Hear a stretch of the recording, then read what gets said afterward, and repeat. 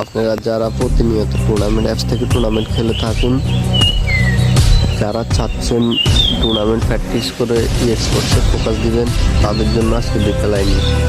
আপনারা কখনো tournament apps থেকে টুর্নামেন্ট খেলে স্পোর্টসে ফোকাস দিতে পারবেন না, কারণ আপনারা এন্ট্রি ফি দিয়ে টুর্নামেন্ট অ্যাপসে একটা টুর্নামেন্ট খেলবেন, একটা ম্যাচই হবে।